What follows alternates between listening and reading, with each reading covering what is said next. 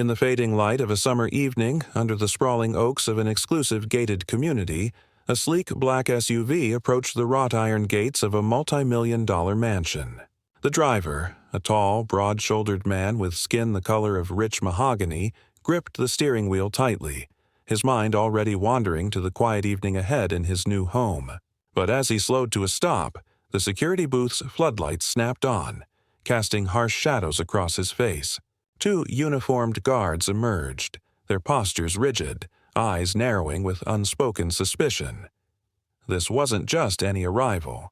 It was Marcus Reeves, a decorated veteran who'd risen from humble beginnings to command respect in boardrooms and battlefields alike. Yet, here, at the threshold of his own property, something felt off. The guards didn't wave him through as they might for others. Instead, one stepped forward, hand raised in a stop signal, while the other lingered by the booth, fingers hovering near a radio. Marcus's heart quickened, not from fear, but from a familiar, bitter recognition.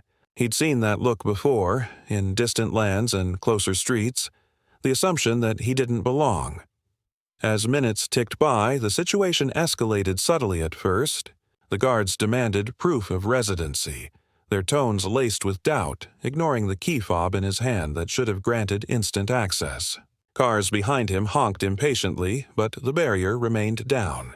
Whispers of intruder floated on the breeze from nearby residents peering out from manicured lawns.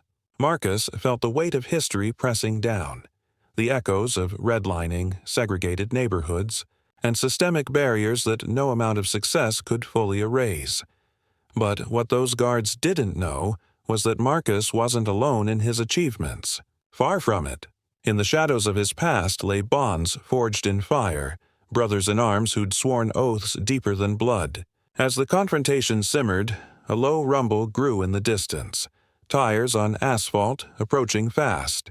The guards' smug assurance began to crack.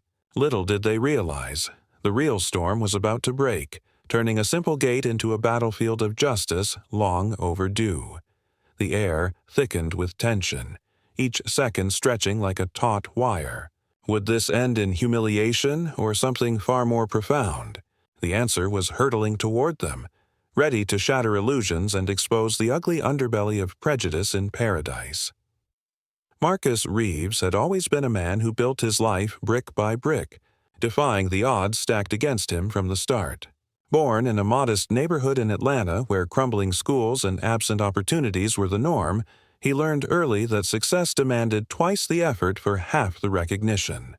His parents, both factory workers, instilled in him a quiet determination: education first, then service. At 18, he enlisted in the U.S. Army, seeking not just a paycheck but a path to prove his worth beyond the color of his skin. The military became his crucible. Deployed to hotspots around the globe, Marcus excelled in special operations training, his sharp mind and unyielding physique earning him spots in elite units. He led reconnaissance missions in arid deserts, navigated treacherous jungles, and forged unbreakable bonds with a diverse crew of soldiers who saw him for his skills, not his race. Together, they faced ambushes, extracted hostages, and returned home scarred but stronger. After 2 decades of service, including stints in Iraq and Afghanistan, Marcus retired as a sergeant major, decorated with medals that spoke of valor few could imagine. Transitioning to civilian life, he channeled that discipline into business. Starting with a small security consulting firm, he grew it into a multi-million-dollar enterprise, advising corporations on risk management and cybersecurity. His clients included Fortune 500 companies, drawn to his expertise honed in real-world chaos. Wealth followed, but Marcus remained grounded, using his earnings to support community programs back home, scholarships for underprivileged youth, mentorship for veterans of color. The mansion was his crowning achievement. Nestled in the affluent suburbs of Charlotte, North Carolina, the property spanned 5 acres, with marble floors, a private pool, and views of rolling hills. He'd purchased it outright, a symbol of triumph over a system that often sidelined men like him. The Homeowners Association, or HOA, had seemed a minor detail during closing, standard fees for maintenance, rules for aesthetics. but whispers from real estate agents hinted at the community's unspoken exclusivity, predominantly white, with a history of subtle gatekeeping. On this particular evening, Marcus was returning from a long day at his office, finalizing a major contract. The sun dipped low, painting the sky in hues of orange and purple. He imagined unwinding in his study, perhaps calling his sister to share the day's victories. The gate loomed ahead, a grand entrance flanked by stone pillars. As he pulled up, the automatic sensor should have recognized his vehicle, but it didn't. Puzzled, he pressed the intercom, only to be met with static. The guards appeared then, one burly and red-faced, the other slimmer with a clipboard in hand. Their scrutiny was immediate, eyes scanning his SUV as if searching for flaws. Marcus rolled down his window, offering a polite smile, but their responses were curt, demanding ID, proof of address, questions that felt less like protocol and more like interrogation.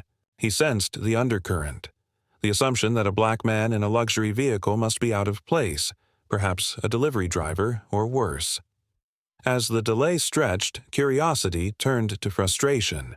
Nearby residents slowed their evening walks, casting glances that mixed concern with judgment. Marcus's phone buzzed in his pocket, texts from work, oblivious to the brewing storm. He drew a deep breath, reminding himself of battles won, but the sting of racial profiling gnawed at him, a reminder that no mansion could shield him from America's persistent shadows. The standoff at the gate intensified with each passing minute, transforming a routine homecoming into a cauldron of simmering injustice. Marcus sat in his SUV, the engine idling softly as the guard's skepticism morphed into outright hostility.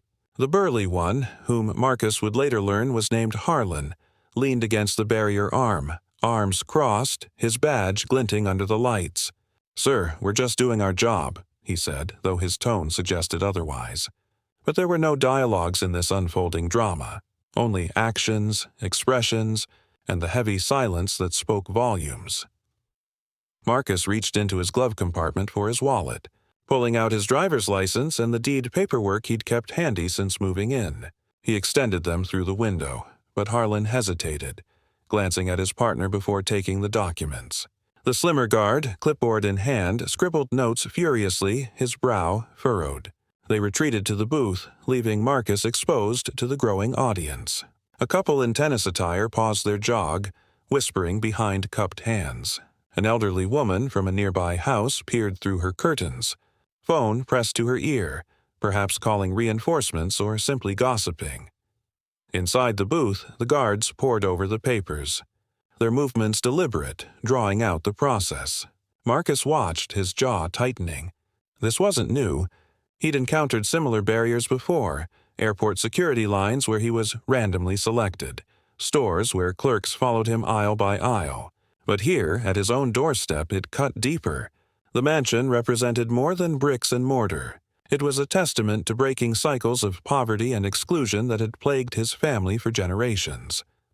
As the delay dragged on, Harlan emerged again, shaking his head slowly. He gestured for Marcus to exit the vehicle, a request that felt like an order. Marcus complied, stepping out with measured grace, his military posture unyielding. At 6'3", he towered over the guards, but he kept his hands visible, palms open, a habit from years of de-escalating tense situations. The air was thick with humidity, mosquitoes buzzing around the lights, mirroring the irritation building within him. The slimmer guard radioed the HOA president, a woman named Evelyn Cartwright, known in the community for her iron-fisted enforcement of rules. She arrived minutes later in a golf cart, her expression a mask of feigned concern. Dressed in pressed khakis and a polo shirt emblazoned with the HOA logo, she exuded the authority of someone accustomed to unchallenged power. She reviewed the documents with a skeptical eye, her lips pursing as if detecting fraud. No words were exchanged directly with Marcus. Instead, she conferred with the guards in hushed tones, their nods confirming shared doubts. By now, a small crowd had gathered, neighbors drawn by the spectacle. Some held leashed dogs, others sipped from water bottles, all united in their curiosity. Marcus felt their stares like pinpricks. each one a reminder of the invisible walls that persisted in supposedly progressive enclaves. This community, with its pristine lawns and luxury cars, had a history whispered in real estate circles, restrictive covenants from decades past, subtle steering of buyers, and incidents where minority residents faced disproportionate scrutiny. Evelyn finally approached, clipboard in hand, and began a visual inspection of Marcus's SUV. She circled it slowly, noting the license plate, peering through windows as if expecting contraband. Marcus stood still, his mind racing through options. Call a lawyer? The police? But he knew from experience that involving authorities could escalate things unpredictably for a black man in America. Instead, he pulled out his phone discreetly, fingers flying across the screen to send a group text to his old unit, a network of special ops veterans scattered across the country but always ready to mobilize. The message was simple. Coordinates, a brief description, and the code word for backup needed. Responses pinged back almost immediately. Affirmatives from men who'd shared foxholes and firefights with him. They were his brothers, not by blood but by bond. Ramirez, the sharpshooter from Texas. Jenkins, the demolitions expert turned contractor. Lee, the medic with a knack for strategy. All had faced their own battles with prejudice, making this call personal. Back at the gate, the tension ratcheted up. Harlan radioed for additional security, and 2 more guards arrived, their presence turning the scene into a blockade. They formed a loose semicircle around Marcus, hands on belts near tasers. Evelyn produced a form, insisting on further verification, her actions delaying the inevitable. Marcus's patience wore thin, but he remained composed, drawing on training that emphasized control under pressure. As dusk deepened, headlights from passing cars illuminated the standoff, honks of frustration adding to the chaos.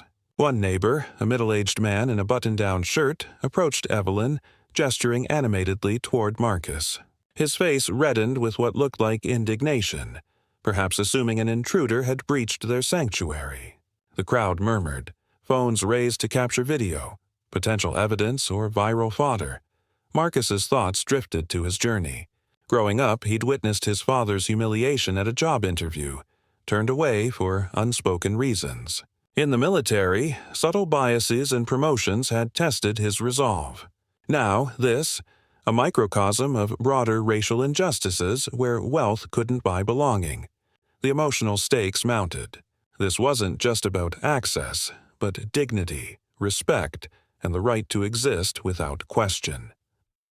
Minutes turned to an agonizing half-hour. Evelyn consulted her phone, likely checking databases or contacting the real estate agent. Her expression shifted from doubt to mild confusion, but pride prevented concession. The guards shifted uncomfortably, sensing the overreach but bound by protocol or prejudice. In the distance, the faint hum of engines grew louder. Marcus's crew was en route, converging from nearby cities where they'd settled post-service. Ramirez had been at a family barbecue, Jenkins wrapping up a job site, Lee teaching a self-defense class. They dropped everything, loading into vehicles with the efficiency of old missions. The crowd swelled, whispers turning to speculation. Who is he? Why won't they let him in? But underlying it all was the unspoken. Does he really belong here? Marcus felt the weight of representation. One man's ordeal reflecting millions. As the first vehicle approached, a black tactical SUV with tinted windows, the guards tensed. It pulled up behind Marcus's car, followed by another, then a third. Doors opened in unison, and out stepped the team. Ramirez, compact and intense. Jenkins, built like a tank. Lee, calm and analytical. They moved with purposeful strides, their civilian clothes belying military precision. The sight shifted the dynamic. Evelyn's confidence faltered. Harlan's hand dropped from his radio. The neighbors fell silent, phones still recording. Marcus stood taller, the emotional tension peaking as injustice laid bare met the promise of reckoning. But the rising tide wasn't done. More neighbors arrived, some defending the HOA's caution, others questioning it. A young couple, new to the area, exchanged uneasy glances, perhaps recognizing the racial undertones. Marcus's mind flashed to statistics he'd read. Black homeowners facing higher rates of neighborhood harassment, lower property valuations due to bias. The crew formed up behind Marcus, their presence a silent wall of support. No aggression, just solidarity. Evelyn attempted to assert control, waving her clipboard, but the air crackled with change.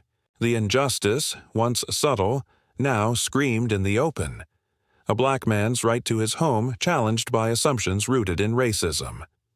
As the confrontation built, emotional layers peeled back. Marcus recalled mentoring young soldiers of color, advising them on navigating a world that often saw threat before talent. This moment encapsulated that struggle, the stakes not just personal but societal. The vehicle's lights cast long shadows, illuminating faces twisted in various emotions: defiance, fear, realization. The rising action crested toward inevitability, the crew's arrival tipping the scales. The arrival of Marcus's special ops crew transformed the gate from a barrier into a stage of raw confrontation. The three vehicles idled ominously, their engines a low growl that cut through the evening hush. Ramirez, Jenkins, and Lee positioned themselves strategically, flanking Marcus without a word, their stances communicating volumes. Years of training kicked in. They assessed threats, noted exits, and projected an aura of unassailable strength. Evelyn stepped back involuntarily, her clipboard slipping slightly in her grasp. Harlan and the other guards exchanged uneasy glances, hands twitching toward equipment they suddenly doubted.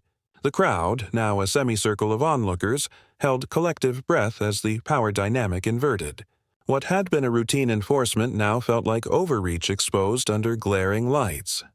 Marcus, emboldened by his brother's presence, advanced a step. He retrieved his documents from Harlan's limp hand, his movements deliberate and unhurried.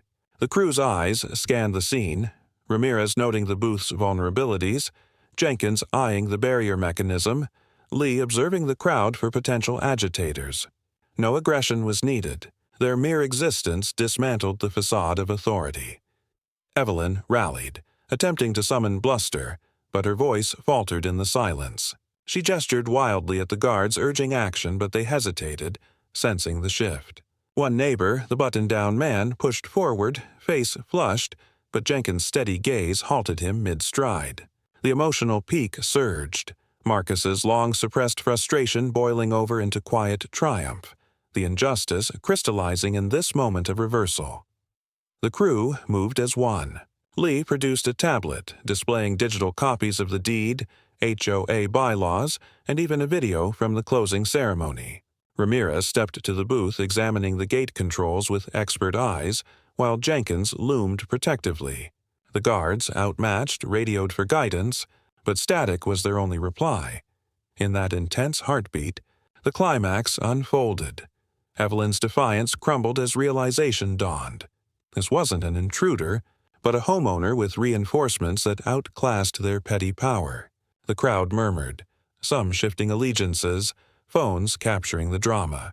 Marcus felt a rush of vindication, the racial stakes laid bare in the faces around him. The barrier arm finally rose, not by concession, but inevitability. The crew's presence had forced the hand, turning tension into release. As Marcus's SUV rolled forward, the peak subsided, leaving echoes of drama in its wake. With the gate yielding at last, Marcus drove through, his crew following in convoy. The mansion's lights welcomed him, a beacon of hard-won sanctuary. The guards stood aside, Harlan's face ashen, Evelyn retreating to her golf cart with hurried steps. The crowd dispersed slowly, whispers evolving into reflections, some ashamed, others defiant. Inside, Marcus parked, exhaling deeply as his team gathered in the driveway. No celebrations, just nods of solidarity, the bond reaffirming itself. They shared brief embraces, then dispersed to their vehicles, mission accomplished. Marcus watched them go, gratitude swelling for brothers who'd traversed states on a moment's notice. In the days that followed, ripples